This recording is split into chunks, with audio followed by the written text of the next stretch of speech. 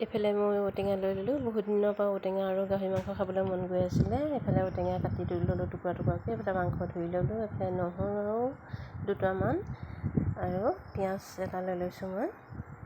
এইফালে মই আলু ভাজি ল'লোঁ। প্ৰথমতে ঔটেঙা দিলে নিসিজে দেখি ঔটেঙা অকণমান গৰম কৰি ভাজি ল'লোঁ। এইফালে মই জোখ অনুযায়ীয়ে পিঁয়াজ আৰু নহৰু নিমখ হালধি দি পেলাই মাংসটো ফ্ৰাই কৰি লৈছোঁ। যিহেতু টেঙা চব্জি বনাম সেইকাৰণে বেছি মছলা নহৰু পিঁয়াজৰ প্ৰয়োজন নাই। এনেকৈ আজি মই গাহৰি মাংস বনাইছোঁ ঔটেঙা দি পেলাই। খুবেই ভাল লাগিলে খাই। মইতো বঢ়িয়াতে টেষ্ট পালোঁ খাই। আপোনালোকে কেনেকৈ পায় বাৰু এনেকৈ ঔটেঙা আৰু গাহৰি মাংস খাই কমেণ্ট কৰি জনাবলৈ নাপাহৰিব। আৰু যদি ভিডিঅ'টো ভাল পায় লাইক এটা কৰি থৈ যাবলৈ নাপাহৰিব। এইফালে মই ভজা আলু আৰু ঔটেঙাখিনি দি দিলোঁ। একদম কম তেলতে বনাইছোঁ ধুনীয়াকৈ। এইফালে এনেকৈ মই লৰাই পেলাই গাপ খাবলৈ দিম অকণমান।